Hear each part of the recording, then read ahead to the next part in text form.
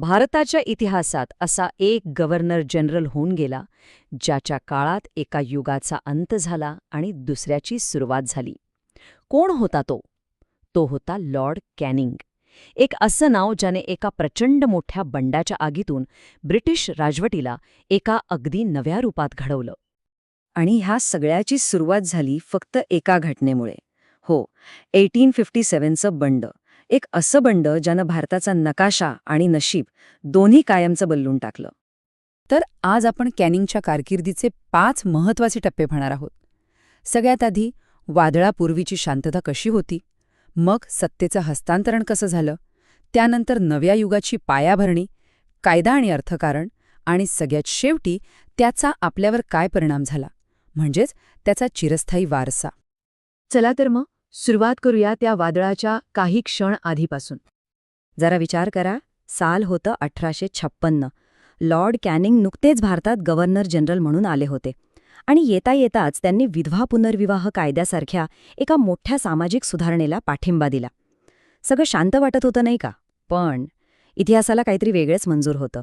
कारण पुढच्याच वर्षी म्हणजे 1857मध्ये एकीकडे बंडाची आग भडकत होती आणि दुसरीकडे त्याच वेळी कलकत्ता, बॉम्बे आणि मद्रासमध्ये पहिल्या 3 आधुनिक विद्यापीठांची पायाभरणी होत होती.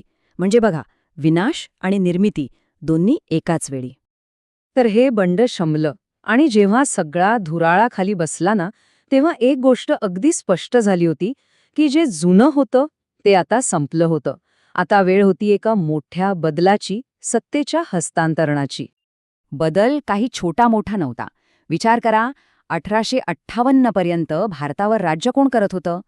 ईस्ट इंडिया कंपनी, एक व्यापारी कंपनी. ती आता इतिहास जमा झाली आणि तिची जागा कोणी घेतली? थेट ब्रिटिश संसदेने. आणि मग जो कंपनीचा गव्हर्नर जनरल होता तो आता राणीचा थेट प्रतिनिधी बनला, म्हणजेच व्हाईसरॉय. आणि इतिहासाच्या या मोठ्या वळणावर भारताचे पहिले व्हाईसरॉय बनण्याचा मान कोणाला मिळाला? तर लॉर्ड कॅनिंगला. आणि लक्षात घ्या, हे फक्त पदाचं नाव बदलणं नव्हतं, नाही, तर भारताच्या शासनाची संपूर्ण सूत्रच आता बदलली होती. या सगळ्या बदलावर फायनल शिक्का बसला तो 1 नोव्हेंबर 1858 रोजी. याच दिवशी कॅनिंगने राणी व्हिक्टोरियाचा जाहीरनामा सगळ्यांसमोर वाचला. आणि या एका जाहीरनाम्याने काय काय झालं बघा. कित्येक शतक चालत आलेलं मुघल सम्राटपद रद्द झालं, डलहौसीचं ते वादग्रस्त खालसा धोरण संपवण्यात आलं आणि सगळ्यात महत्त्वाचं, भारत आता अधिकृतपणे थेट ब्रिटिश साम्राज्याचा भाग बनला. एका नव्या युगाची ही सुरुवात होती. बरं, सत्ता तर बदलली होती, पण आता या नव्या राजसाठी एक नवी, पक्की व्यवस्था उभी करायची होती नाही का? आणि इथेच कॅनिंगच्या कामाचा खरा टप्पा सुरू झाला. नव्या युगाची पायाभरणी. आणि गंमत म्हणजे या पायाभरणीची सुरुवात, जसं आपण आधी पाहिलं, ती बंडाच्या काळातच झाली होती. हा एक मोठा विरोधाभास आहे नाही का, की ज्या 1857 साली पूर्ण देश अशांततेच्या आगीत जळत होता, त्याच वर्षी ज्ञानाची 3 मोठी केंद्र उभी राहत होती: कलकत्ता, बॉम्बे आणि मद्रास विद्यापीठे. कमाल आहे.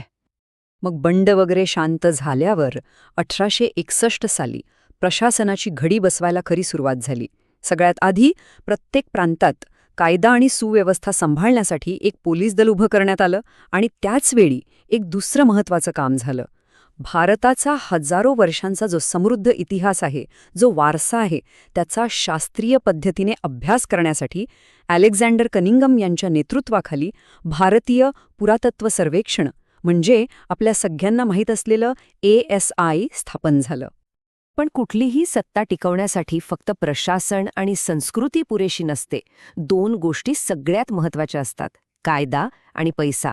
आणि कॅनिंगने याच 2 क्षेत्रांमध्ये मोठे, दूरगामी बदल घडवले. कॅनिंगचा काळ हा खऱ्या अर्थानं अनेक पहिल्या गोष्टींचा साक्षीदार ठरला. बघा हा, 1860मध्ये जेम्स विल्सन यांनी भारताचा पहिला अर्थसंकल्प म्हणजे आपलं बजेट सादर केलं. त्याच वर्षी देशात पहिल्यांदाच इन्कम टॅक्स कायदा लागू झाला. आणि सगळ्यात महत्त्वाचं, इंडियन पिनल कोड म्हणजे IPC आणि क्रिमिनल प्रोसिजर कोड म्हणजे CRPC हे कायदे तयार झाले. हे तेच कायदे आहेत जे आजही आपल्या न्यायव्यवस्थेचा मुख्य आधार आहेत. विचार कर. आणि ह्या कायदेशीर बदलांचा कळसा अध्याय म्हणजे 1862 साल. याच वर्षी कलकत्ता, बॉम्बे आणि मद्रासमध्ये देशातल्या पहिल्या 3 हायकोर्टांची म्हणजे उच्च न्यायालयांची स्थापना झाली. या एका निर्णयाने भारताच्या आधुनिक न्यायव्यवस्थेचा पाया इतका पक्का केला की तो आजही टिकून आहे. तर मग ह्या सगळ्याचा अर्थ काय लावायचा? कॅनिंगने आपल्यामागे नक्की काय ठेवलं? चला पाहूया त्याचा चिरस्थायी वारसा. अगदी सोप्या शब्दात सांगायचं झालं तर लॉर्ड कॅनिंगने काय केलं? त्याने एका मोडकळीस आलेल्या जुन्या व्यवस्थेच्या इमारतीला पाडलं आणि तिच्या जागी एक नवी, मजबूत आणि आधुनिक दिसणारी इमारत उभी केली. त्याने कंपनी राजवटीचा शेवट केला आणि ब्रिटिश राजवटीची थेट सुरुवात केली. तो भारताचा पहिला व्हाईसरॉय बनला. त्याने आपल्याला IPC सारखे कायदे दिले, ASI आणि हायकोर्टांसारख्या संस्था उभ्या केल्या आणि बजेट व इन्कम टॅक्ससारखी आर्थिक व्यवस्था सुरू केली. थोडक्यात काय तर त्यानेच आधुनिक ब्रिटिश राजवटीचा नकाशा तयार केला. पण इथे एक मोठा प्रश्न उभा राहतो. हा सगळा आराखडा, हा सगळा बदल नक्की कोणासाठी होता? कॅनिंगने आणलेल्या ह्या सगळ्या सुधारणा, या सगळ्या व्यवस्था त्या खरोखरच भारताच्या प्रगतीसाठी होत्या? की भारतावरचं ब्रिटिश नियंत्रण अधिक घट्ट, अधिक कार्यक्षम आणि कायमस्वरूपी करण्यासाठी टाकलेलं एक हुशारीचं पाऊल होतं? हा एक असा प्रश्न आहे ज्यावर विचार करायला हवा.